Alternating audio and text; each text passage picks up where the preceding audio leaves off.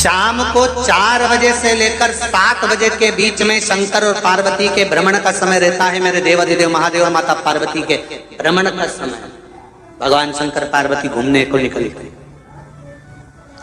इसलिए हमारा सनातन धर्म कहता है शाम के समय पर माताओं को झाड़ू नहीं लगाना चाहिए, शाम के समय पर माताओं को चूड़ी बिछिया नहीं बदलना चाहिए, शाम के समय पर माताओं को मांग में सिंदूरा नहीं भरना चाहिए, शाम के समय पर माताओं को बाल नहीं बांधना चाहिए, शाम के समय पर माताओं को चौखट पर नहीं बैठना चाहिए। उसका कारण क्या है? क्योंकि पार्वती जी ने भगवान भोलेनाथ जी से कहा था कि तुम मुझे रोज शाम के समय प्रदोष काल में भ्रमण के लिए लेकर जाते हो, मेरे लिए आज्ञा क्या है? शंकर भगवान ने कहा सुनो पार्वती, मंदिर के अंदर नंदी रहता है, जाने वाला यात्री जब मंदिर में मेरा दर्शन करने आता है तो नंदी के कानों में कहकर जाता है कि शिव जी को मेरे यहाँ लेकर आना।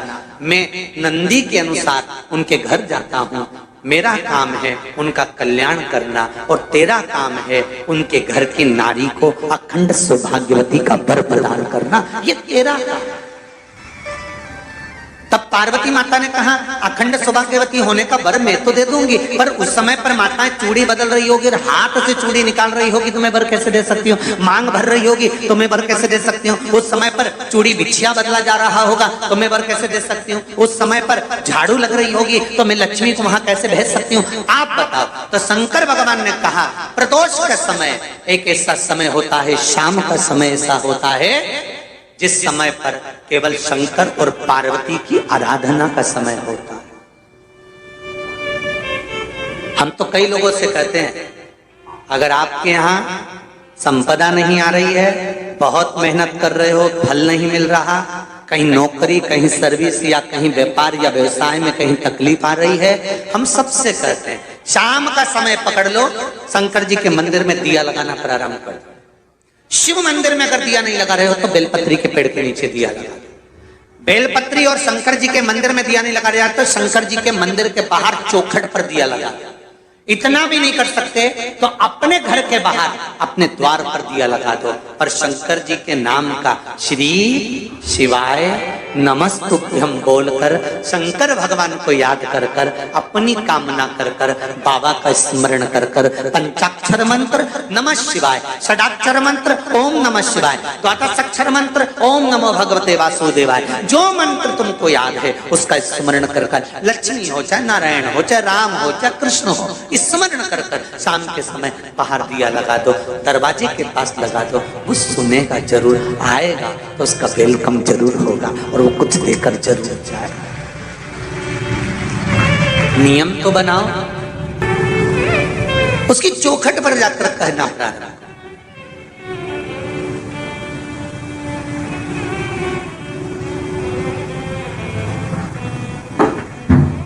बृहस्पति महाराज ने कहा कि शाम का समय जो प्रदोष का समय होता है उस समय पर इंद्रदेव तुम शंकर जी की आराधना करो। शिव आराधना से शंकर जी जो मार्ग प्रशस्त करेंगे, शिव आराधना से जो शंकर जी कहेंगे वो तुम करना। ठीक है, आराधना करी बाबा भोलेनाथ जी।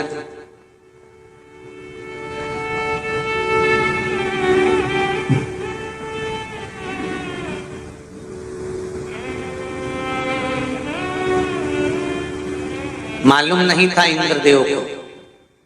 बृहस्पति महाराज ने प्रदोष की महत्वता समझाई तो प्रदोष का समय जानकर शंकर जी पर 7 बेलपत्र प्रदोष के दिन इंद्र ने समर्पित कर दी बिना सोचे।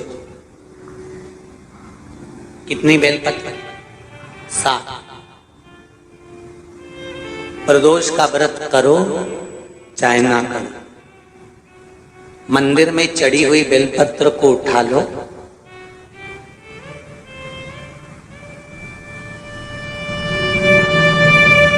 बेलपत्र का ब्रह्म कमल बना लो,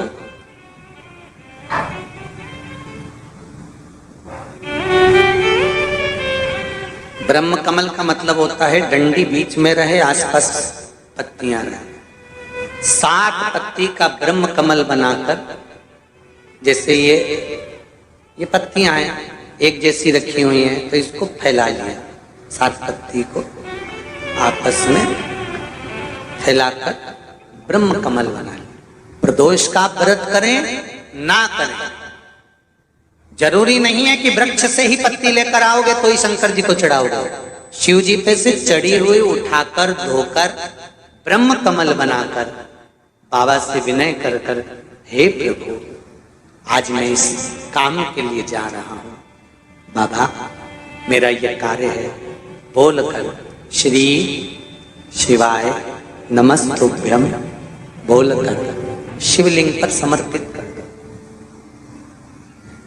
दिन भर के प्रदोष व्रत का फल बाबा एक बेलपत्री समर्पित करने पर भी प्रदान कर देता है। शिव है। प्रदोष व्रत कर रहे हो उससे बढ़कर कोई प्रसन्नता नहीं, पर नहीं कर रहे तो प्रदोष के दिन या 12 महीने शिवरात्रि आती है,